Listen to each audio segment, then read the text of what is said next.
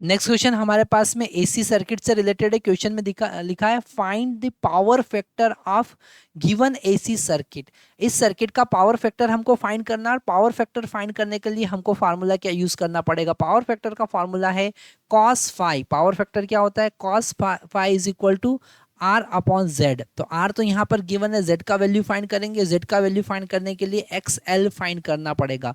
और x L क्या होता है? Omega L. अगर यहाँ पर 50 हर्ट्स है तो डायरेक्टली आप याद रख लीजिए 50 हर्ट्स पे ओमेगा 100 पाई होता है। ठीक है, ये कुछ वैल्यू आपको रटी होना चाहिए, कुछ वैल्यू आपको डायरेक्टली याद होना चाहिए। तो यहाँ पर ओमेगा का वैल्यू होता है 2 पाई एफ, और यहाँ एफ का वैल्यू मैक्सिमम टाइम 50 हर्ट्स होता है, क्योंकि हमारे इंडिया में हम 50 हर्ट्स यूज करते हैं, इसलिए उन्होंने मैक्सिमम टाइम 50 हर्ट्स दिया होता है। तो 100 पाई रेडियन पर सेकेंड यहाँ पर वैल्यू आ गई, किसका? ओमेगा का। तो हम लिखेंगे 100 पाई, और अब एल का वैल्यू कितना है? एल का वैल्यू 1/10 पाई 100 दे रखा है, तो हम लिखेंगे 1/10 पाई।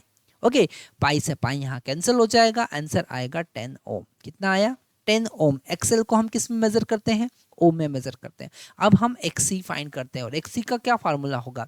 एक्सी का फार्मूला होगा 1/ओमेगा सी। मेरे प्यारे बच्चों, ये सारे कॉन्सेप्ट आपको अच्छे से लिख लेना है। आपको एक एक कॉन्सेप्ट लिख लेना है, ताकि हम आने वाली एग्जाम में एक भी कॉन्सेप्ट मिस नहीं करें। तो हम लिखेंगे यहाँ पर ओमेगा का वैल्यू अभी हमने लिखा 100 पाई, और सी का वैल्यू क्या दे रखा है? यहाँ पर सी का वैल्यू दे रखा 1/1000 पाई। तो 1/1000 पाई, पाई से पाई हम यहाँ पर कैंसिल कर देंगे, 100 से 100 भी कैंसिल कर देंगे, एक्सी का वैल्यू 10 ओम आ गया। अच्छा, यहाँ पर सबसे important XC is equal to XL आ गया, मतलब ये तो रेजोनेंस का कंडीशन है। किसका कंडीशन है? रेजोनेंस का कंडीशन है। और आंख बंद करके आपको रेजोनेंस की कंडीशन में कॉस फाई का वैल्यू 1 पुट करना है। कॉस फाई का वैल्यू क्या होता है?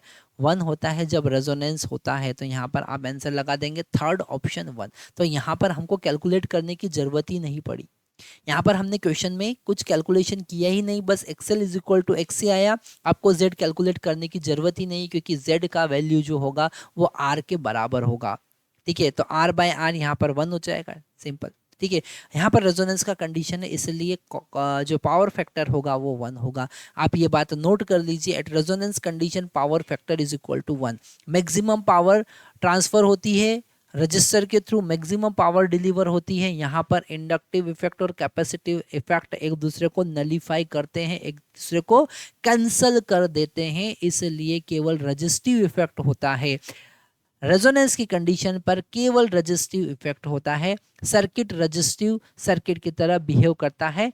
कॉस फाई 1 होता है, पावर फैक्टर 1 होता है।